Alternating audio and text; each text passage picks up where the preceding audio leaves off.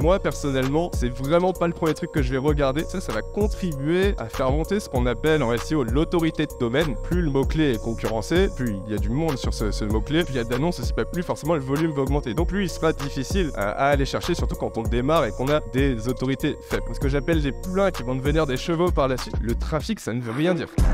Gotta stay consistent. Hustlers, are you listening? We're the doers, we do what doers do. Grind every day and handle business. Entrepreneurs rising, we're not wasting time. Inspire, educate, entertain, that's the sign. More the for the doers, by doers. Unstoppable with shine.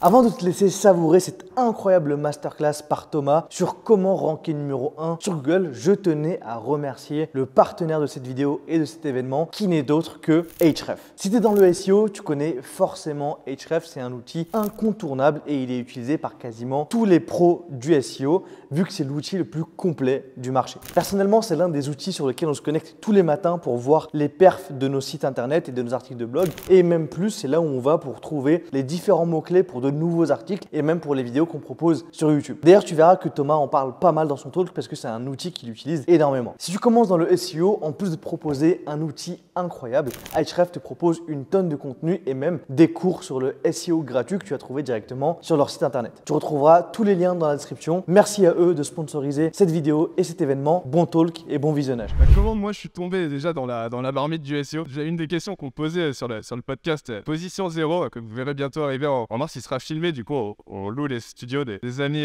de Flowodia. Merci beaucoup les gars, vous êtes des tueurs. Et comment moi je suis tombé dans le SEO? Vraiment par hasard. C'est quand j'étais en stage, j'étais en 2016, moi ça fait 8 ans que je fais du SEO maintenant. Et je suis vraiment tombé dessus par hasard. En fait, je bossais en stage dans un magasin de sport outdoor à Orléans, ma ville natale. Il s'appelle Montera. Donc je salue Julien, le fondateur que j'adore. Et histoire trop marrante en fait, le site de ce petit magasin en fait de sport outdoor, un magasin très niché sur tout ce qui est trail, rando, marche nordique, etc. Mais ils se sont fait pirater leur site. Et les pirates demandaient une rançon. Forcément, ils n'avaient pas les moyens de payer ni le temps de tout supprimer. Donc c'était des moments galères. Et moi là-bas, j'arrivais pour faire mon deuxième stage de vente chez eux. Et ils m'ont dit bon bah ça sera pas de la vente, frérot, on va faire autre chose. Je vais t'amener quelqu'un, un pote à moi qui est webmaster. Et je suis formé en express pendant 2 semaines. Et après, j'ai mis les mains dans le cambouis et je crois que j'ai mis le doigt dans un engrenage sans fin. Après, je n'ai pas arrêté de faire du SEO. Puis je suis allé sur Paris, j'ai rejoint une boîte qui s'appelait PlayPlay. Vous connaissez peut-être, hein, c'est une solution de création graphique. Pour petite anecdote, on était 4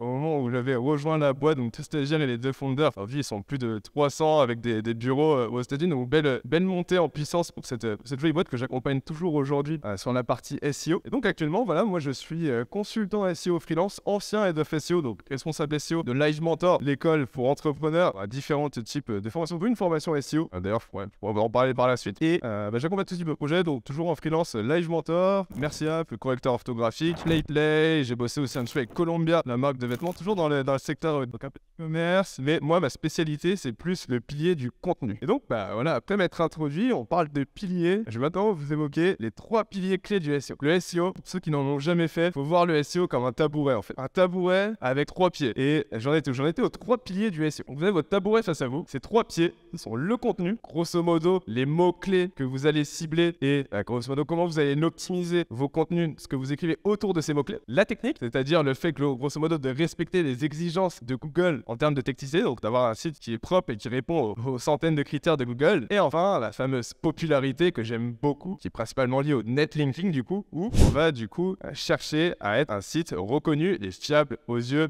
de Google. Ça par des liens qui sont vus comme sous forme de vote en fait. D'autres sites de thématiques similaires avec des bons trafics vont justement faire des liens qui pointent vers vous et ça va contribuer à faire monter ce qu'on appelle en SEO l'autorité de domaine, ce qui est nécessaire pour après aller de plus en plus chercher des mots-clés plus volumisés, un peu plus concurrencés quand on démarre. Et donc, moi déjà, j'aimerais casser déjà une barrière du SEO. On va parler du pilier contenu. Et cet élément, c'est sur le volume de recherche. Est-ce que c'est un terme déjà qui est inconnu au fait de certaines personnes? Est-ce que ça vous parle? Volume de recherche, j'imagine pour les consultants, c'est un classique. Donc le volume de recherche, c'est le nombre de recherches mensuelles sur un mot-clé. Par exemple, je sais pas, formation mention SEO, un nombre de recherches mensuelles, il peut, alors, par exemple, je sais pas, 5000, 6000 recherches mensuelles sur ce mot-clé. Donc, plus le mot-clé est concurrencé, plus il y a du monde sur ce mot-clé, plus il y a d'annonces aussi, plus forcément le volume va augmenter. Donc, plus il sera difficile à aller chercher, surtout quand on démarre et qu'on a des autorités faibles. Mais là-dessus, il y a quelque chose qu'on pense souvent. Et moi, le volume de recherche, je trouve que c'est pas un KPI, un indicateur à vraiment regarder. Moi, personnellement, c'est vraiment pas le premier truc que je vais regarder. Et j'adore, pour la petite info, cibler ce qu'on appelle des mots-clés à 0 de volume de recherche. Pourquoi?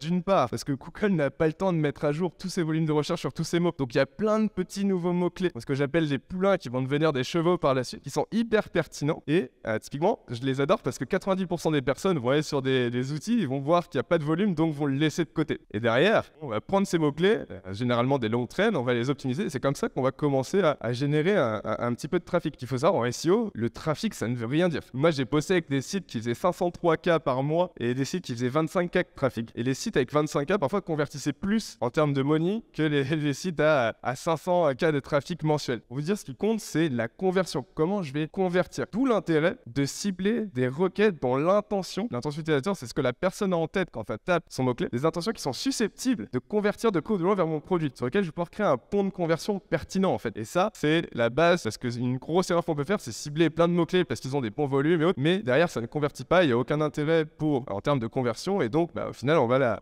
petit à petit, on a du trafic, mais qui ne convertit pas et donc qui ne sert à rien. Donc ça, c'est le premier point clé, qui est toujours se dire de pondérer justement ce volume de recherche à des données plus business, liées à du coût par clic, à du panier moyen, à une vraie intention d'achat derrière le mot-clé. Et donc ça, typiquement, je peux vous donner un exemple concret avec Live Mentor. Il y a deux types de mots-clés. Moi, je suis ce que j'appelle les mots-clés chauds et les mots-clés froids. Donc les mots-clés chauds, on est sur du mot-clé transactionnel, dans lequel il y a une intention d'achat. Formation SEO, on a une intention de se former au SEO d'achat. Prêt immobilier, on a l'intention d'acheter un prêt immobilier. J'étais avec Rémi Nestasio de Conforama, qui sont genre deuxième sur le mot-clé canapé, 2 ou 3e. Pareil, ça c'est une forte intention d'achat. Et on a ce qu'on appelle les mots-clés froids, qui eux sont des mots-clés éducationnels. Ceux-là, ils vont pas cibler ce qu'on appelle une intention d'achat forcément, mais plus de l'éducationnel. Donc par exemple, là tout à l'heure, je vais parler de formation SEO. Un mot-clé froid serait comment faire une recherche de mots-clés, comment aller chercher ses premiers backlinks, comment mettre en place un site sécurisé. Ça, c'est des requêtes froides. Et tout ça, en fait, je ne vais même pas utiliser des outils de mots-clés pour définir ces mots-clés. La première chose à faire, c'est d'utiliser son cerveau. Le meilleur outil SEO que vous pouviez avoir. Et donc, c'est de se dire, on prend l'exemple de la formation SEO ou formation WordPress qui est en deuxième position actuellement sur un gros volume. Et on se dit, ok, quelles sont toutes les étapes par lesquelles passe une personne qui veut se former à WordPress, de la précoce à la plus avancée. Et donc, on va vraiment définir tout ce chemin de valeur, ce tunnel, du haut vers le bas. Et ok, on va commencer, donc par les plus précoces, donc forcément, comment faire sa recherche de mots-clés, ou sur WordPress, quels sont les meilleurs plugins WordPress à installer, comment créer son nom de domaine, et après un peu plus loin, comment monétiser son site WordPress, où là on avance et on est plus sur des intentions d'achat. Et ce qui est très important à retenir ici, c'est qu'en fonction de l'étape où vous vous trouvez, le call to action, c'est-à-dire l'endroit où vous voulez faire un appel à l'action, ne doit pas être le même. Je vous donne un exemple. Si, admettons, sur mon article sur comment faire sa recherche de mots-clés, si directement je vais mettre une bannière vers la formation SEO, c'est trop tôt dans l'esprit de la personne. Attends mon gars, je comprends pas encore comment trouver mes bons mots-clés, je suis pas prêt pour acheter encore ta formation SEO, tu vois. Donc nous, ce qu'on fait, c'est qu'on va justement pousser un call to action vers un e-book SEO, vers un cours gratuit SEO ou vers la newsletter, monter tranquillement en valeur. Et plus on avance, par exemple sur comment devenir consultant SEO, là, le gars est assez avancé dans son projet, et donc c'est là qu'on va pousser justement une bannière de formation. Ou là, parce que l'intention est beaucoup plus grande. Donc c'est très important de varier, et c'est ça qui va jouer sur la conversion. C'est à quel stade j'en suis et quel call to action est le plus pertinent sur cette page par rapport à une autre. Donc ça, c'est important de bien remonter sur cette orthographe. Et donc après, une fois que j'ai défini tous ces mots-clés, moi je vais utiliser un autre outil, Sol, ça c'est mon outil favori sur tous les points. Vous pouvez le noter, c'est Your Text Guru. Your Text Guru, outil des frères Perronnet que je salue. On a une très bonne relation, ils ont un super outil. Il s'appelle Your Text Guru, c'est aussi les créateurs de Babar. C'est un outil qui va vous aider sur 3 points clés du SEO. Le premier, c'est l'optimisation de vos contenus. Comment vous allez optimiser un contenu autour d'un mot-clé en suivant une courbe d'optimisation d'optimisation pour faire mieux de vos concurrents. 2, ça va vous permettre de savoir comment je vais organiser mon maillage interne. Ceux qui ne connaissent pas ce terme, le maillage interne, c'est globalement les liens internes que je vais faire entre mes contenus de mon propre site. Parce qu'il y a les liens externes, on va parler des backlinks pour montrer notre autorité, mais les liens internes sont hyper importants. C'est l'un des points les plus importants du SEO, c'est comment je vais mailler mes contenus entre eux pour avoir un site qui n'est pas trop profond. Globalement, il faut éviter que vos pages se retrouvent à plus de 3 clics de votre page d'accueil. Si c'est le cas, on se retrouve avec des contenus qui sont beaucoup trop longs et les robots de Google vont mettre autant en fait à arriver à ce contenu. On aura des pages orphelines et au final, elles n'auront aucun jus, elles ne recevront aucun transfert d'autorité de la part des autres pages. Et on va revenir dessus sur ce sujet parce qu'il est très important. Et le troisième point où il va nous aider, c'est que Your Text Guru, c'est ce qu'on appelle une machine learning. Et donc, plus on va lui donner de la matière, donc moi, je vais rentrer là les mots-clés auxquels j'ai réfléchi en partant de mon arbre de valeurs, je vais tous les rentrer. Et lui, il va utiliser ce qu'on appelle les people also ask, les questions également posées autour de votre requête sur Google. Et il va venir ratisser toute la structure sémantique autour des mots-clés que je lui ai donnés. Et moi, après, derrière, je vais regarder, ok, si c'est pertinent en termes de volume, en termes de difficulté, en termes d'intention commerciale. Et c'est là que je vais monitorer, que je vais faire mes sélections. Ça, une fois que c'est fait, effectivement, après, on peut directement utiliser Your Text Guru pour optimiser ses contenus. Et globalement, il y a 4 choses clés à avoir en tête avant de créer un contenu SEO. Déjà, il faut se dire que le SEO, c'est un vernis final en fait. Il ne faut pas trop l'intégrer dès le début de la rédaction. Au moment où on est beaucoup de teams, on crée un contenu concret, pertinent et pensé pour l'humain, et après on va ajouter le vernis du SEO pour l'optimiser. Mais avant ça, il y a quand même 4 éléments SEO à avoir en tête. Le premier, très important, c'est la longueur du contenu. Pourquoi c'est important? Parce que en fonction du mot-clé que vous avez, par exemple, on va dire comment faire un nœud de cravate. On n'en a rien à faire de connaître toute l'histoire des nœuds de cravate en Angleterre à l'époque du XVIIIe siècle, de comment ça s'est fait, de l'historique. On veut juste. On est pressé pour aller au travail. C'est ça, la personne qui tape cette requête, globalement, eh bien, on n'a pas besoin d'avoir tout un historique. On veut 3 conseils actionnables, une vidéo à la rigueur et une image qui montre comment faire et basta. Du coup, là-dessus, on peut se positionner avec un contenu de 800 mots, même 900 mots. Et donc, le fait de toujours vouloir faire beaucoup de contenu, c'est pas vrai. C'est vrai sur certaines requêtes qui vont le demander. C'est moins vrai sur d'autres où l'intention est beaucoup plus courte. Et on peut ranker avec des contenus assez courts, mine de rien. Et donc, là-dessus, ça, c'est le premier point clé à avoir en tête, c'est quelle est la longueur de mon contenu. Ça, pareil, vous pouvez le faire en analysant les top 3, les top 4, regardez à peu près le nombre de mots qu'ils ont et en faire une moyenne. Sur Text Guru, vous avez directement les moyennes de nombre de mots, donc ça, c'est cool. Et ça vous donne une idée à peu près avant de rédiger de savoir combien vous allez créer de contenu autour de ça. La deuxième chose clé à avoir en tête, c'est le champ sémantique qui gravite autour de mon mot-clé. Parce qu'on parle de mots-clés, mais Google n'attribue pas un seul mot-clé à une requête. Il en attribue des centaines, voire même des milliers. Ce qui fait qu'on peut se positionner avec un seul contenu sur plusieurs mots-clés. Par exemple, formation SEO, formation référencement naturel, apprendre le référencement naturel, etc. C'est ce qu'on appelle des variations de votre mot-clé principal. Et donc, ça, Your Text Guru, pareil, le même, vous aurez tout le champ sémantique, les mots les plus importants et moins importants à intégrer dans votre contenu. Et ça, il utilise la base de Google, parce que Google va se dire, il va crawler votre contenu, il va se dire, ok, parle de sujets qui sont pas liés à ce sujet. Et donc, il va se dire, ok, il est complètement loin du champ sémantique du mot concerné. Et alors, avec Your Text Guru, il suffit juste de suivre en fait une courbe d'optimisation et de voir si on est soit bien optimisé ou soit s'il y a des mots-clés, ce qu'on appelle le danger SEO, qui sont en zone rouge et donc on aura trop martelé. Parce que si vous répétez trop un même mot-clé, genre le micro, eh bien c'est très dangereux en SEO. Vous pouvez prendre ce qu'on appelle une pénalité aux yeux de Google. Et ça peut être dangereux. Donc ça, le deuxième point, de bien connaître le champ sémantique qu'il y a autour de notre mot-clé. La troisième chose à avoir en tête, c'est les liens internes qu'on va placer en starting. Pourquoi il faut les avoir en tête avant? Parce que typiquement, si tu les as pas en tête avant, il va falloir que tu retournes dans ton contenu et tu vas le dénaturer. Parce que tu vas dire, ok, que je cale ces 5 liens-là, donc là, il va falloir que j'ajoute une partie. Et au final, ton contenu, il ressemble plus à rien parce que tu l'as complètement dénaturé et la structure n'est plus la même. Pareil, Your Text, un outil génial. Vous pouvez aussi utiliser votre cerveau pour ça, qui est de se dire, ok, quels sont par rapport à ce contenu les liens les plus logiques, c'est-à-dire comme si vous avez un livre en mode sommaire, et quels sont les prochains sommaires vers lesquels je vais renvoyer en fait, de manière logique pour l'humain en fait. Et ça,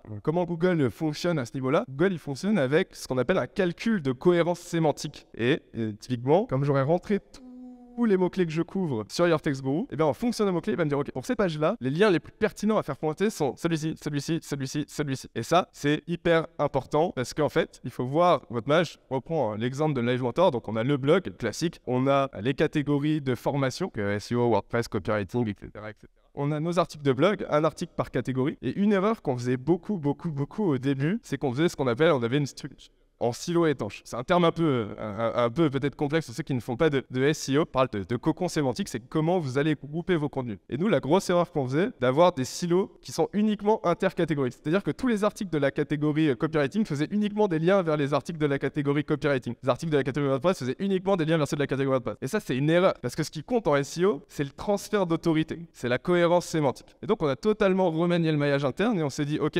on va arrêter de faire des liens intercatégoriques et on va, si Ortexo nous dit qu'il y a une grosse cohérence sémantique, par exemple d'un article de la catégorie SEO vers un article de la catégorie copywriting, alors on va le faire. Et très très important, le nombre de liens internes compte. Au début, quand on commence, on se dit tout le temps, vas-y, je vais faire un max de liens internes, je vais en mettre 15-20 dans mon contenu. Comme ça, tous mes contenus seront maillés et c'est facile. À la fin de mon article, je vais mettre d'autres ressources utiles que vous pourrez consommer. Ça, c'est les pires trucs à faire. Pourquoi? Parce que, déjà, premièrement, ça sert à rien d'avoir trop de liens internes. Pourquoi? Parce que vous allez diluer votre jus SEO. Vous allez diluer votre autorité. À chaque fois que vous renvoyez vers une autre page, qu'il soit externe ou externe, vous envoyez un pourcentage en fait de jus vers cette page. Vous avez fait ce qu'on appelle en SEO un transfert d'autorité vers cette page. Et donc, le fait en fait de limiter ces liens, vous allez vraiment concentrer sur les liens les plus pertinents, donc envoyer une structure de jus beaucoup plus forte. Ça, c'est très très très important. Et un point clé aussi, quand on crée un nouvel article, alors on pense souvent à intégrer du coup les liens internes dans cet article, mais une fois qu'il est publié, souvent on oublie de linker cet article dans les anciens articles. On le publie et on se dit que c'est terminé, mais non. Il faut également faire le travail de mailler également l'article qu'on vient de publier et ça, c'est très très important. Et autre point clé sur le maillage interne, donc quand vous faites votre lien, en fait, quelque chose clé à éviter, à bannir à tout prix, c'est une mauvaise encre de lien. Une encre de lien, c'est là où vous allez placer votre mot-clé et en renvoyant sur le lien. Je vous donne un exemple. Si à la fin de votre article, vous mettez cliquez ici et que vous mettez le lien, l'encre de votre lien qui renvoie vers votre contenu sur cliquez ici, ça c'est une erreur. Pourquoi? Parce qu'aux yeux de Google, cliquez ici, sémantiquement, il ne veut rien dire. C'est pas un mot-clé qu'on veut couvrir et donc on envoie du jus sur quelque chose qui n'est pas forcément pertinent, même si ça renvoie vers notre contenu. Du coup, ici, il faut faire ce qu'on appelle des encres optimisées. On va intégrer du coup notre mot-clé à l'intérieur de cet encre. Donc, je vais faire un lien sur formation SEO, par exemple, au sein de mon article comment devenir consultant SEO. Et c'est très important de pas tout le temps faire le même encre de lien, que ce soit pour des backlinks ou que ce soit pour des liens internes. Pourquoi? Parce que Google, si vous faites par exemple 50 fois un même lien sur formation SEO, il va prendre en compte l'unicité de l'encre et pas le nombre de liens. Donc, moi, ce que je fais, c'est que je varie les textes d'ancrage. Donc, je vais mettre formation SEO, formation référencement naturel, formation pour apprendre le SEO, formation pour se former au référencement naturel. Je vais varier. Et du coup, ce que je fais, c'est que j'augmente ma couverture sémantique aux yeux de Google. Et ça, c'est un point qui est clé. Et donc, je reviens, donc ça, c'était le troisième point. Et le quatrième, c'est le plus important, on en a un peu parlé, c'est quelle est l'intention utilisateur qui se cache derrière mon mot-clé. Ça, c'est le travail de ça, on se rend sur Google et on se demande directement, ok, qu'est-ce que la personne qui tape ce mot-clé a en tête? Et votre but, ça va être d'y répondre de la manière la plus concrète possible, la plus pertinente possible. Et donc d'attribuer forcément la bonne intention au bon mot-clé. Par exemple, si vous voulez cibler le mot-clé backlinks, est-ce que ce serait plutôt comment obtenir des backlinks? Qu'est-ce qu'un backlink? Comment je vais aller en chercher? Tu vois. Et ici, ce qui est intéressant, c'est de se dire, ok, est-ce que ces requêtes peuvent être traitées séparément ou est-ce qu'il y a un risque de contenu dupliqué? Tu vois, quand c'est des requêtes qui sont trop proches, généralement, on va éviter de créer du contenu autour de ces requêtes, parce qu'on aura du contenu dupliqué, ce qui est mauvais aux yeux de Google. Par contre, quand c'est des intentions différentes, par exemple sur l'exemple des backlinks, qu'est-ce qu'un backlink et comment obtenir des backlinks? C'est un contenu qui est totalement différent. Par contre, comment perdre du poids et comment perdre ses poignées d'amour, on aura globalement le même contenu, même si les mots sont différents. Et donc ça, faut éviter parce qu'on est sur du contenu dupliqué. Donc ça, c'est vraiment les points clés à avoir en tête. Ça, c'est une fois que vous avez en tête vos 4 points clés, vous vous dire, ok, je pars en rédaction, construis mon plan, je sais le nombre de mots qu'il me faut grosso modo, je sais les mots que je vais utiliser, je sais les liens internes que je vais mettre en place et je sais l'intention que je veux couvrir. Jusque-là, on est assez clair. Une fois qu'on a ces éléments, boum, on rédige. Et moi, il y a une méthode de rédaction que j'ai beaucoup introduit aux rédacteurs Live Mentor. Et il y a Romain ici qui nous écoute, qui bossait aussi avec moi sur ce sujet de Live Mentor. Donc, je te salue Romain et merci d'être venu ici. Et on avait, chez Live Mentor, je gérais une équipe de 6 rédacteurs, donc un en interne et 5 en freelance. Et globalement, on avait développé une méthode, en fait, on s'est inspiré d'une méthode qui est la méthode MEC du cabinet de consulting McKinsey, cabinet qui propose des stratégies d'entreprise, vous connaissez sans doute, globalement très connu. Et en fait, ce cabinet de consulting McKinsey, ils ont un test d'entrée pour tester la capacité de leurs consultants à argumenter, à créer un contenu pertinent, à créer quelque chose qui sera partagé, qui sera lu de A à Z. Et donc cette méthode, c'est la méthode MEC pour Mutually Exclusive et Collectively Exhaustive. On va dessus après. Mais globalement, je vais vous donner un exemple pour que ce soit beaucoup plus clair pour vous. On va prendre une thématique au pif, par exemple, comment faire une bonne stratégie de contenu en 2023. Et on va réfléchir à un premier plan pour être pourquoi faire une stratégie de contenu en 2023? Qu'est-ce qu'une bonne stratégie de contenu en 2023? Et comment mettre en place des étapes pour créer cette stratégie de contenu? Donc un article en 3 étapes, 3H2. Est-ce que comme ça, là, déjà, cette structure vous paraît claire? Pourquoi avoir une stratégie de contenu? Qu'est-ce qu'une stratégie de contenu? Et comment mettre en place une bonne stratégie de contenu? Est-ce que ça vous paraît clair? Est-ce que vous aurez envie de lire ce contenu? Est-ce que c'est une structure qui vous paraît cohérente? Vous pouvez lever la main. Levez la main ceux qui trouvent ça cohérent.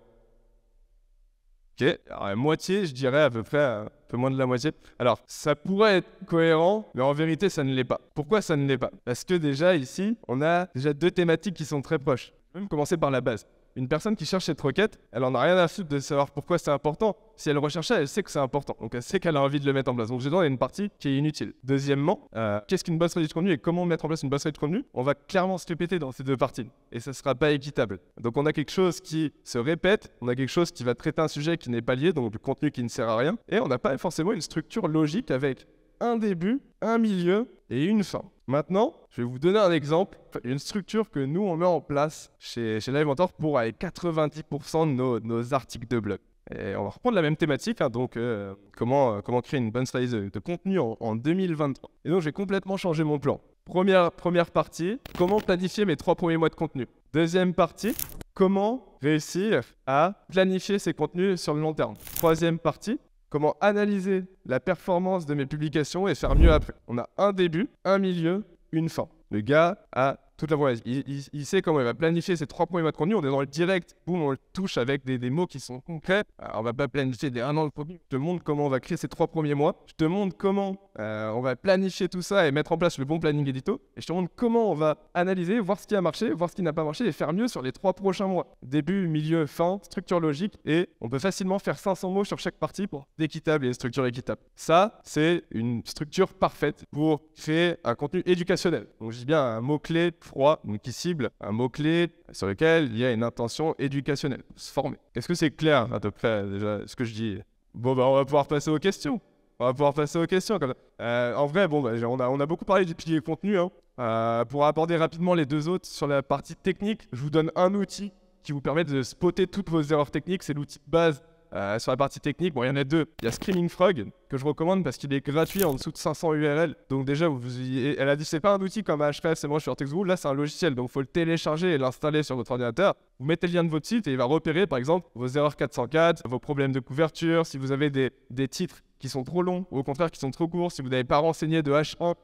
Donc le titre de la page et ça vous permet de prioriser vos erreurs. Et d'ailleurs pour tous ceux qui sont là, je vous ai prévu une petite surprise puisque vous allez tous recevoir un mail avec 2 ressources. La première ressource, c'est ma checklist perso de rédaction de contenu, où vous retrouverez tous mes éléments clés. Et la deuxième, c'est un webinaire privé que j'ai fait avec Paul Grillet, qui est le créateur de .seo, un outil d'optimisation, un plugin Google Chrome d'optimisation qui est top, où on a fait justement une masterclass privée sur la création et l'optimisation de contenu. Pareil, vous recevrez à la fin, c'est Momo ou Flo qui vous enverront ça par mail directement, la ressource. Et sur la partie backlinks, la partie backlinks, c'est moi, la popularité, c'est mon pilier préféré en SEO. On pourrait en parler pendant des journées et des journées et des journées. Mais du coup, je ne peux que vous recommander d'aller checker mes publications sur LinkedIn et sur Twitter, parce que je poste presque quotidiennement à ces sujets-là. Et globalement, plus d'écran là, mais l'outil Ahrefs, donc notre partenaire sur cet événement, moi, c'est mon deuxième outil favori, un outil pour le coup, all-in-one, 3 en 1. Parce qu'il va vous permettre d'analyser vos mots-clés sur la partie contenu. Il va vous permettre d'analyser aussi vos problèmes techniques et d'avoir un score global de santé. Et il va permettre de monitorer vos liens, en fait. Et ça, c'est très important de monitorer ces liens parce que parfois, on peut avoir ce qu'on appelle des liens toxiques. Et parfois, on peut avoir des liens qui se suppriment ou autre. Et c'est très important de pouvoir les contrôler. Maintenant, pour la partie acquisition et stratégie d'obtention de backlinks, allez sur mon profil LinkedIn, vous verrez dans mes posts, je parle que de ça quasiment. Et vous trouverez plein d'astuces pour aller chercher vos premiers backlinks efficacement. Voilà, c'était Thomas Meyer pour cette petite présentation SEO. Toujours du bruit. Merci. À quel moment et à quel stade d'avancée tu décides de faire du SEO? Alors là, c'est une bonne question. C'est une très bonne question. Et moi, de manière générale, alors, bien évidemment, tout dépend des marchés. S'il y a des marchés où le SEO se prêtera moins, mais pour le coup, au plus tôt vous commencez, au plus tôt vous allez en récolter les fruits. Pourquoi? Parce que le SEO, c'est pas une course, c'est un marathon. On n'est pas sur le SEA, donc c'est pas l'ennemi, hein, parce qu'il faut pas les différencier, il faut les associer. Et pareil, j'ai fait un énorme post, toutes les synergies SEO, SEA, vous pouvez aussi retrouver sur mon profil LinkedIn. J'ai même écrit un article à ce sujet sur le blog de Livementor, pas les opposer, mais les croiser et tirer les forces de ces contenus. Mais pour revenir à ta question, du coup, au plus tôt, le mieux, parce qu'en fait, c'est ce qui va te permettre à la fin de ne plus être dépendant d'un budget publicitaire, soit Facebook Ads, Google Ads, Insta Ads, et d'en tirer les fruits, parce qu'il faut savoir que les premiers résultats en SEO sur un mot-clé, c'est à peu près 6 à 8 mois. Parfois c'est plus, parfois c'est moins, mais une stratégie, je parle d'une stratégie globale, donc je parle pas d'un seul ou deux mots-clés, une stratégie globale, parce que pour que vous ranclez, il faut que Google prenne en compte votre cohérence sémantique. Il faut que Google puisse comprendre que vous êtes bien un expert, par exemple pour Livementor, sur la thématique de l'entrepreneuriat. Et ça passe par de l'éducation, tu vas lui montrer qu'on a plein de contenu et des formations à ce sujet. Et ça met une bonne stratégie mature, ça met 1 à 2 ans. Mais à partir de là, on peut tirer plein de fruits du SEO. Ouais, alors effectivement, il y a plusieurs sortes. Et la première chose, je vais répondre, tout dépend aussi du budget et du stade d'avancée de l'entreprise. Ce qui est bien avec le SEO, c'est qu'on peut commencer des premières actions, hein, créer des premiers contenus, les optimiser avec des outils comme Your Text Guru, aller chercher ses premiers liens sans forcément faire appel à des personnes derrière. Après, alors là, c'est un point intéressant. Je vais juste un petit aparté, faire attention avec certaines agences SEO. Parce que souvent, on se retrouve avec des agences qui vous envoient une liste de 200 mots-clés à couvrir, une liste de 200 erreurs techniques à fixer, une liste de 300 liens potentiels à aller chercher. Ils vous envoient ça et vous n'avez pas trop de logique de priorisation. Vous êtes en mode je commence par où qu'est-ce que je mets en place en premier? Alors que moi, typiquement, je préfère raisonner en mode ok, on a 12 mois, on va prioriser les actions. Ce mois-ci, on va faire ça, ce mois-ci, ça, ce mois-ci, ça. Mais à la fin des 12 mois, on a tout mis en place. Tu vois. Et donc, c'est très important de faire attention aussi à la valeur que va t'apporter l'agence. Mais globalement, tu peux commencer dans un premier temps à te former en autodidacte solo. C'est pour ça que nous aussi, à Livementor, on a lancé une formation qui n'est pas pensée pour les consultants SEO, mais qui est pensée pour les entrepreneurs qui veulent mettre en place des logiques SEO dans leur projet. Et d'ailleurs, n'hésitez pas si ça vous intéresse, je peux vous avoir un mois de coaching en plus sur cette formation. Et donc, typiquement, on peut globalement apprendre le SEO facilement.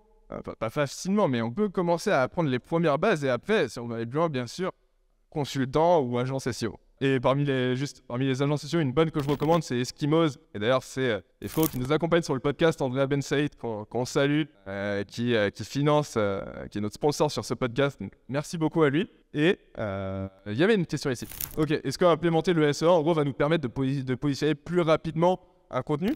Effectivement, alors, comme je disais tout à l'heure, moi, je les utilise tout le temps ensemble. Donc, quand je commence à cibler un mot-clé, je vais vous donner un gros mot-clé. Formation marketing digital. C'est un mot-clé qui est très concurrentiel. Forcément, je ne vais pas me positionner tout de suite. Ça va prendre du temps. Il va falloir travailler mon maillage interne. Il va falloir l'optimiser. Il va falloir aller chercher des backlinks. Donc, ce que je fais dans un premier temps, je vais mettre un petit budget SEA. Je vais travailler mon SEO. Et dès que j'aurai réussi à monter en SEO, je vais progressivement retirer mon budget. Et là, j'envoie un peu le signal à Google que je me positionne en AS et que je me positionne aussi en SEO. Et ça, généralement, ça lui plaît beaucoup. Et moi, ce que je fais aussi beaucoup avec le SEA, sur les formations, et ça, c'est une superbe technique que vous pouvez tous utiliser. Si demain, vous voulez lancer une formation ou n'importe quel produit, moi, ce que je vais faire, en fait, je crée même pas la formation. Je vais faire une Google Ads sur formation Notion qu'on a récemment lancé là, avec Livementor et je vais faire une liste d'attente. Dès qu'il y a 25, 30, 40 personnes, là, je me dis que je peux créer la formation, mais pas avant. Parce que j'attends déjà de savoir s'il y a de la demande autour de ma formation. Une fois je sais qu'il y a des personnes dans la liste d'attente, qu'il y a des personnes intéressées, boum, là, je bombarde, je crée ma page SEO, je l'optimise. Et là, on doit être en position, on l'a sorti il y a un mois, on doit être en position 4, 5 sur Notion. Et l'objectif, c'est de taper la position 1, comme on l'a fait sur formation YouTube, formation TikTok, formation WordPress, on doit être en 2, formation SEO en 3 aussi. Et globalement, c'est un travail d'optimisation. Et ce qu'on fait beaucoup, c'est que ces pages-là, c'est des mots-clés transactionnels. Donc, c'est des pages qu'on va maximiser. C'est vers elles qu'on va pousser beaucoup de liens internes, beaucoup de backlinks. On priorise toujours les backlinks vers les pages qui comptent, vers celles qui nous rapportent de l'argent. Donc, c'est là où on va aller chercher justement les bons liens avec des bonnes plateformes. Il y a plein de plateformes pour aller choper des liens. Paper Club, qui est génial, mais également, vous pouvez aussi aller en chercher à la mano sans payer. Et ça, direction mon profil LinkedIn, je donne toutes les techniques pour le faire. Est-ce que ça répond un peu à ta question? Trop bien, parfait.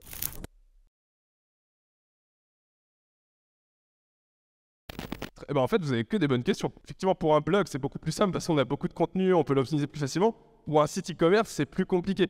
Par exemple, qui a envie de faire des liens vers tapis de yoga pas cher? Mais donc, vous avez une page catégorie, vous vendez des tapis de yoga pas cher. Et vous vous demandez comment je vais aller obtenir des liens là-dessus, comment je vais pousser du maillage interne là-dessus, parce que c'est compliqué. Du coup, moi, ce que je vais faire, donc j'ai mon tapis de yoga pas cher, c'est ma page qui me rapporte du business. Mais il faut que je trouve un moyen d'envoyer du jus vers cette page. Donc, je vais créer ce qu'on appelle un contenu satellite, moi je les appelle les Power Pages, parce que c'est des gros contenus, sur une thématique annexe à mon mot-clé transactionnel. Donc là, ça serait par exemple, comment perdre du poids grâce au yoga. Je vais faire un maxi contenu hyper optimisé avec plein de valeurs selon la méthode MEC, en optimisant avec Your Text Guru, en faisant un bon structure management interne. Une fois que tout ça c'est créé, là, comme mon article est bien optimisé, il est backlinks friendly, il y a beaucoup plus de chances là-dessus d'attirer l'œil des créateurs de liens en le partageant, en allant proposer à d'autres personnes de le linker dans leur contenu. Et donc, ça sera beaucoup plus simple que notre page tapis de yoga pas cher dont personne n'a envie de mettre sur son site. Tu vois. Sur cette page, le premier lien interne que je vais faire, parce que le premier c'est le plus important, en lien plein texte, je ne parle pas dans le footer ou dans le header, parce que les liens plein texte, ils comptent à 70% du transfert d'autorité, sont les plus importants. Et c'est le premier lien que je vais faire, ça va être vers ma page tapis de yoga pas cher. Du coup, on se retrouve avec ma page satellite, qui reçoit plein de backlinks, qui reçoit du jus, et comme il y a le premier de ma page, indirectement, c'est un peu bruit de Fred et Janie, ça arrive là, et justement, je bénéficie du jus SEO que j'ai récolté sur Power Page, qui est sur un sujet annexe, mais lié à ma page transactionnelle. Ça répond à ta question? Elle est sur c'est un article de blog. Ouais, généralement, c'est pour ça que le premier point clé en SEO, c'est d'avoir un blog, effectivement. Parce que ça, c'est une très bonne question. C'est compliqué de se positionner en SEO parce qu'on est souvent sur des pages avec peu de mots. On a souvent beaucoup aussi de pages similaires. Et donc, je prends un exemple clé, Bonne Gueule, on est très proche chez Live Mentor. Ils ont créé un blog énorme sur la mode masculine. Et typiquement, leur blog, ce qui va leur permettre de ranker sur des mots-clés comme chino homme, cravate homme, et que s'ils vont créer des articles hyper détaillés sur ces contenus, et dans ces mêmes contenus, ils vont linker leur page de vente pour envoyer un maximum de jus sur ces pages de vente. Ouais, sur le même site, ouais, je fais une partie blog, tu vois, il y a livementor.com, livementor.com/blog. C'est un répertoire, tu vois. Et donc après, tu vois, tu bénéficies Il y a une autre question. En gros, la question, c'est j'ai un site e-commerce avec 5000 pages et comment je priorise les pages que je vais optimiser. Alors moi, il y a un premier point grave. Déjà, il faut savoir que déjà dans la plupart des sites, on va en parler avec Rémi Nestasio de Conforama, qui est un expert SEO. Et si tu veux le suivre, Rémi Nestasio partage énormément sur le SEO e-commerce, c'est sa spécialité. Il y a une chose qu'il faut savoir, c'est que généralement, on se rend compte sur la plupart des sites, on se positionne uniquement sur 20% de nos mots-clés. Il n'y a que 20 à 30% de nos mots-clés qui fonctionnent. Et donc, il faut faire le travail aussi sur le reste, tu vois. Et donc, à chaque fois, moi, je vais les ranger sous 3 axes. Je vais ranger les mots-clés qui sont en position 1 et 3. Ça, c'est les mots-clés qui sont bien positionnés, sur lesquels, pour le moment, je vais pas forcément les travailler, je vais juste les maintenir en maintenant avec certains backlinks, par exemple sur les pages de vente, où là, je vais continuer d'envoyer du backlink régulièrement, parce que faut savoir qu'en SEO, les positions sont volatiles. Pas parce qu'on arrive en position 1 que dans 3 mois, tu y seras encore. Faut voir ça comme des loyers, en fait. Et c'est pour ça qu'il faut constamment mettre à jour ses contenus. C'est un point clé de l'algo, revoir son maillage interne. Et en fait, personne n'a de secret pour optimiser une requête. Il n'existe pas une recette ultime de hack ultime. C'est peut-être en crypto, mais pas en SEO. Il n'y a pas de hack ultime pour positionner un mot-clé. C'est-à-dire qu'il faut juste tester, itérer et voir si ça fonctionne. Par exemple, j'ai écrit mon contenu, je vais faire mon maillage interne. Je vais voir si ça prend. Ah, ça prend, ok. Ce que je vais faire en plus, je vais peut-être optimiser, ajouter un certain mot-clé. Je vais aller voir sur la Search Console les mots-clés sur lesquels les personnes me trouvent pour les ajouter dans mon contenu. Si je vois que ça prend pas encore, je vais aller chercher plus de backlinks et j'essaie jusqu'à trouver la bonne recette. Et pour revenir à ton sujet, donc je classifie. Donc ceux en 1 et 3, c'est mes top mots-clés. C'est en position 4-10 maintenant. Et ça, sur des outils comme Ahrefs, vous avez la répartition des mots-clés. C'était super pratique. Et ça, en position 4-10, je me dis, ah, là, il y a un gros potentiel. Parce que Google les a déjà vu que j'étais capable de les emmener de la position 100 à la position 4-10. Donc, gros signal. Alors, on a du volume, on a des impressions, mais on n'a pas encore craqué la solution pour arriver dans le top 3. Donc là, c'est ceux que je vais mettre à jour en prio. Je vais essayer de revoir mes meta-titles, mon H1 pour qu'ils soient plus cliquables. Je vais essayer d'optimiser mon contenu, de maximiser le maillage interne. Et ça, c'est vraiment ceux sur lesquels il faut que tu focuses, ceux qui sont en 4-10. Et après, tu as ceux qui sont de 10 à 50. Et ça, c'est hyper intéressant parce que des fois, on retrouve plein de petits mots-clés pertinents auxquels on n'avait jamais pensé. Et c'est ah ouais, putain, je rank là-dessus. Intéressant ça. Et donc, si c'est pertinent, par exemple, pour le business, je me dis, ok, ce mot-clé-là, je vais essayer de le faire passer en 4-10. Après, en 1, 3, tu vois. Et c'est pour ça, vraiment, focus sur ceux qui sont en 4-10 pour essayer de les faire en 3 en utilisant Your Text ou Ahrefs.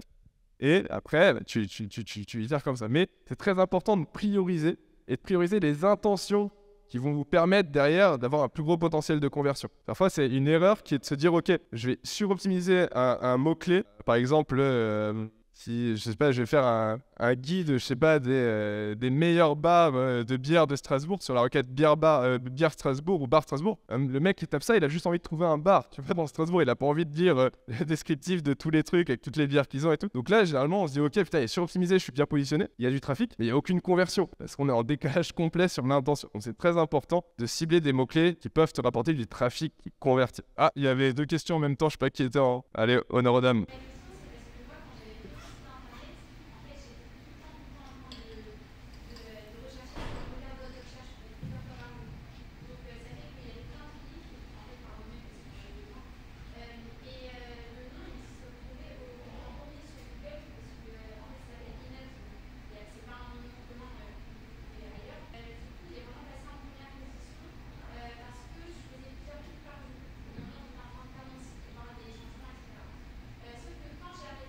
Faire de la création de mon site quand j'ai fini de le faire, du coup j'ai arrêté de cliquer, mais il est redescendu carrément en 2e page maintenant. Donc en fait je voulais savoir l'importance de faire des clics tous les jours. Est-ce que ça marche, est-ce que c'est stratégique de cliquer tout le temps sur son...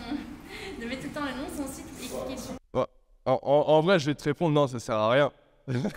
Ah ouais, non, ça peut peut-être parfois sur ton nom. C'était quoi le mot-clé? C'était ton nom de marque? Ouais, de toute façon, généralement, le nom de ta marque, ça, faut pas le regarder en SEO. Par exemple, Live Mentor, nous, on l'exclut du SEO. Merci App, on l'exclut du SEO. Pourquoi? Parce que c'est de la requête de marque, c'est pas de la requête SEO. Donc, une personne qui va taper ton nom, c'est pas parce que t'as bien travaillé ton SEO, c'est parce qu'elle te connaît, tu vois, de près ou de loin. Par contre, c'est un très bon signal pour Google. C'est-à-dire que si ce mois-ci, il y a 7000 personnes qui cherchent Live Mentor, le mois prochain, il y en a 10 000, le mois prochain, il y en a 15 000, le mois prochain, il y en a 20 000, je sais que c'est un signal pertinent pour Google parce que d'un point de vue branding, les gens me cherchent. Mais cliquer soi-même sur le contenu, ça de toute façon. Et en fait, faut pas que tu suives les positions sur Google parce que ça prend en compte ton historique et les éléments. Du coup, des fois, une page que toi, tu as beaucoup cherché ou si tu as beaucoup sur ton site, forcément, il va arriver plus tôt. Et donc, c'est pour ça qu'il faut regarder les positions sur des outils comme Ahref ou moi, mon outil préféré pour suivre toutes les positions, c'est Monitorank, dit en temps réel où tu te trouves vraiment sur la vraie SERP, tu vois.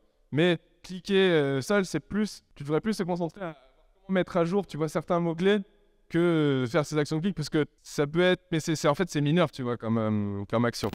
Après, par exemple, quand je dis à quelqu'un le nom de mon entreprise et qu'il le met sur Google et qu'il le trouve pas, du coup, c'est problématique. Du coup, ça servirait que à ça, en fait. Ça servirait que lorsque quelqu'un recherche le nom, il le trouverait au moins. Ouais. Là, on est sur du trafic de marque, effectivement. Et ça, c'est super bien pour le SEO. Mais ce qui compte, là où le vrai chantier SEO, c'est de dire, ok, quels sont tous les mots-clés qui sont liés de près ou de loin à mon activité et comment je vais organiser ces contenus sur un blog, sur un tu vois. Et après, de muscler ça et le fait justement de muscler ça va gagner encore plus de clics naturels au final, tu vois. Une autre question, l'IA. C'est un bon sujet, ça, l'IA. C'est quel est mon positionnement par rapport à la rédaction l'IA. Bon, l'IA, c'est le sujet dont tout le monde parle en ce moment dans la sphère SEO, dans la sphère copywriting. Ça, en vrai, moi, quand je me connecte sur LinkedIn, j'ai un post sur 2 qui parle de IA, mon gars. C'est un truc de ouf. J'ai un post sur 2 qui parle sur Twitter, c'est encore pire. Tout le monde parle d'IA, tu vois. Récemment, il y a 2 semaines, je crois que Google a sorti son vrai résultat sur quel futur en fait des contenus IA. Et alors, non, un contenu IA ne va pas vous pénaliser à partir du moment où il apporte de la valeur ajoutée. Par contre, no-go complet, ne jamais générer un contenu IA et le publier directement. Ça, c'est le pire truc à faire au monde et vous allez probablement prendre des grosses pénalités. Parce que je vous donne un exemple, peut-être qu'en 2025, probablement 90% des contenus seront liés à l'IA et on aura 50 000 requêtes sur des contenus qui seront pas tous les mêmes, parce qu'on va pas se mentir, et ils se ressemblent tous les contenus qu'on génère. Puis les outils Jasper, Marcopier, souvent c'est du bullshit. Et faut plus réfléchir à... Je vais générer, moi je l'utilise comment en fait l'IA? Je génère mon plan avec, c'est-à-dire je vais générer mes H2, je vais générer une base de plans. Ce plan-là, je vais le retravailler et je vais le confier à un rédacteur. Du coup, ce que je vais gagner, c'est que je vais casser mon prix. Tu vois, au lieu de payer 300 balles mon article, je vais lui demander que 150 balles, tu vois. Parce qu'il a toute la base, il a tout le contenu, il a juste à l'affiner, tu vois. Et donc, l'IA, c'est un très bon moyen d'accélérer et de gagner du temps dans votre production de contenu, mais il faut jamais, au combien jamais, publier de manière brute comme ça. Souvent, ils sont dégueulasses, on va pas se mentir, les textes, c'est du facto-factuel. Ça marche bien sur des requêtes factuelles comme comment demander une rupture conventionnelle à son employeur. Là, on est très factuel, Par contre, sur, je sais pas, quels sont les meilleurs templates sur Notion, ça va être claqué, c'est nul. Et donc, il faut faire très attention à ce que propose l'IA. Mais, bien évidemment, on a parlé beaucoup, hein, vous pouvez voir, avec Nicolas Nguyen de CMJ, le cofondateur de CMJ, on a beaucoup parlé là cet après-midi, qui est un expert de l'IA. Il y a des belles choses à aller chercher. Moi, j'ai fait des tests IA, j'ai déjà positionné pas mal de contenu avec l'IA. Mais jamais du contenu pur. C'est du contenu que je gagne du temps pour générer mon plan et j'ajoute une vraie valeur humaine en suivant la méthode MEC, par exemple, dont je vous ai parlé tout à l'heure, pour l'emmener au niveau supérieur. Donc bon moyen pour gagner du temps, mais il ne faut pas l'utiliser comme une fin. Est-ce que tu automatises des choses, sur Ggit par exemple Les seuls trucs que je vais automatiser, c'est pour les analyses, tu vois. Sur des Locker Studio, pour savoir, à la fin de chaque mois, je vais regarder, par exemple, pour mes pages de vente, je vais créer des événements aussi sur Google Analytics, et je vais me dire, ok, combien de conversions on a généré? Parce qu'une fois de plus, le trafic, c'est pas utile si on convertit pas derrière. Donc, je vais vraiment voir à la fin de chaque mois combien j'ai converti sur mes articles de blog, sur mes pages de vente, combien de leads ça a rapporté, quelle est la part moyenne du SEO sur toutes les autres actions marketing, par rapport à l'affiliation, par rapport au SEA, par rapport aux ads, etc., etc. Je vais plus automatiser des logiques de reporting, mais pas forcément autour de contenu ou sur d'autres actions. Après, c'est plus du global. Alors, moi, je suis plus sur Notion, beaucoup de connexions avec Zapier, mais c'est plus pour des tâches productives au day-to-day. Donc, dernière question. Est-ce que j'utilise des outils ou si j'utilise uniquement mon cerveau pour trouver les mots-clés? Alors, j'ai partiellement répondu tout à l'heure, mais en gros, la première chose que je vais faire, c'est je vais faire cet entonnoir en utilisant mon cerveau. Le brainstorming, c'est la base. Et après, je vais mettre toutes mes idées sur un Your Text Guru. Je vous en cite d'autres gratuits. Il y a Success Machine qui est très bien, si vous voulez noter. Et il y a Keywords Everywhere qui est un plugin Google Chrome qui est aussi super bien. Et en fonction de ce que vous avez déjà trouvé sur votre brainstorm, je vais envoyer ça dans la machine et il va me proposer plein d'autres idées de contenu. Et après, en fonction de ces idées, je vais déjà réfléchir si c'est pertinent, un truc ou pas. Et je vais, si c'est pertinent, je vais potentiellement les intégrer à mon audit et je vais voir si je le priorise ou pas. Tu vois. Donc, first, réflexion, brainstorming, et après utiliser des outils comme Keywords Everywhere, Your Text Guru avec son machine learning ou Suggest Machine. Je voulais revenir sur les mots-clés poulains dont tu parlais au début. Ouais. Est-ce que tu les trouves grâce aux outils ou grâce à ton jus de cerveau? Les mots-clés poulains, ça c'est vraiment brainstorming. Ça c'est les mots-clés à 0 de volume de recherche. Là, je les aime beaucoup parce qu'ils sont hyper pertinents. Typiquement, en fait, souvent vous allez avoir 0 de volume de recherche sur un outil comme Ahrefs ou SEMrush. Mais ça ne veut pas dire qu'il y a 0 de volume de recherche. Quand vous tapez ce mot-clé sur Google, des fois vous voyez qu'il y a plein de contenus, il y a des forums, des trucs, des machins. Moi, ce que je fais, souvent quand je vois un contenu où il y a 0 de volume de recherche, que je tape ce mot-clé sur Google, je vois qu'il y a des forums, je vois que sur Twitter il y a des influenceurs qui en parlent. Alors je sais que c'est un sujet où il faut que j'y aille, tu vois, parce que dans 2 mois, ça va monter, tu vois. Et parfois, même bien le contraire. Des fois, on a des mots-clés où il y a un gros volume, mais où la tendance est baissière, tu vois. On peut prendre un exemple, genre la tectonique par exemple, en 2008. La tectonique, tout le monde aurait dit, mais putain, c'est un volume de malade, mais tu regardes sur Google Trends ou autre cours de trafic, quand tu vois que là, Google Trends, c'est pour analyser la tendance d'un mot-clé. Tu vois que tu as un gros volume, mais que ça s'écroule petit à petit, c'est dangereux, tu vois. Donc vraiment, regarder, pas te défaire du volume de recherche, te dire, c'est pas le truc que je vais le plus regarder, pondérer ce volume de recherche aux données business, si c'est pertinent pour ton projet, si tu as un potentiel de conversion là-dessus, et regarder si les gens en parlent autour de ça, tu vois. Et si là, tu te dis, si tu as casse de cocher, tu te dis, go, je le crée, tu vois. Et tu as beaucoup plus de rankés dessus parce que, comme je te dis, 90% des personnes ne le prennent pas, et c'est souvent des mots-clés de longue traîne qui n'ont pas beaucoup de concurrence, tu vois. On ne parle pas de taux immobilier ou de mots-clés comme ça, tu vois. Alors pour récapituler sur les piliers, donc il y en a 3. Les 3 piliers du SEO, contenu, technique et popularité. Sur le contenu, mes outils, ça va être Your Text Guru pour l'optimisation, pour le maillage interne et pour les mots-clés. Les autres outils que je vais utiliser, ça va être Ahrefs, forcément, mais Ahrefs, c'est un tout en un, comme je vous ai dit tout à l'heure. Ça, globalement, sur la partie contenu, c'est tout. Après, classique Persia pour la correction orthographique, c'est tout. Sur la partie popularité, j'aime beaucoup. Alors, je vais vous donner un plugin gratuit, c'est la Mozbar. C'est un plugin Google Chrome qui est gratuit qui, en un clin d'œil, permet de connaître l'autorité d'un site et le potentiel intéressant si c'est pertinent de faire un backlink ou non vers ce site. Ça, c'est la Mozbar, c'est top. Et après, sur la partie technique, ça va être Screaming Frog. Lui, il est gratuit en dessous de 500 URL pour analyser tous mes problèmes techniques globalement. Tu vois. Et après, il y en a plein d'autres que j'utilise au quotidien. Par exemple, Monitorang pour suivre mes positions, l'évolution de mes positions au quotidien. Et globalement, j'ai fait un post sur LinkedIn où il y a toute ma boîte à outils pour la retrouver en détail si tu veux, avec des gratuits, des payants. Thomas Meyer SEO sur LinkedIn et Twitter. Et n'hésitez, je suis assez réactif d'ailleurs si vous avez des demandes ou autres. Et je me perds la suite de la question, oui, comment analyser. Tu vois, moi, à la fin de chaque mois, je vais analyser des KPI. Par exemple, sur le pilier contenu, je vais regarder, ok, est-ce que j'évolue en termes de répartition de mots-clés? On en parlait tout à l'heure. Combien de mots-clés j'ai fait passer de 11,50 à 4,10 et combien de mots-clés de 4,10 j'ai fait passer en 1,3? Je vais regarder ça. Je vais regarder si j'évolue en termes de nombre de mots-clés couverts. Je vais regarder les évolutions de mes positionnements sur mes pages importantes. Ça, c'est les trucs classiques que je suis, le trafic, le volume. Et je vais toujours comparer au mois précédent, voir cette évolution. Après, je vais analyser tous les mois si j'ai des nouvelles erreurs techniques qui spotent. Est-ce que j'ai des nouvelles erreurs 404 qui sont arrivées? C'est terrible en SEO. Est-ce que j'ai des pages orphelines qui sont arrivées? Est-ce que j'ai des liens cassés? Ça, je monitore même à la fin de chaque semaine. Et sur la partie backlinks, monitorer si j'ai pas des liens toxiques, si on va pas supprimer des backlinks. Et toujours classifier ça. Et bien évidemment, la dernière partie, la conversion est la plus importante. Est-ce que j'ai converti ce mois-ci par le SEO et comment je pourrais aller chercher plus sur le mois suivant, tu vois. Et ça, c'est sur Google Analytics en paramétrant des événements. Tu as plein de tutos à ce sujet sur Google. Merci.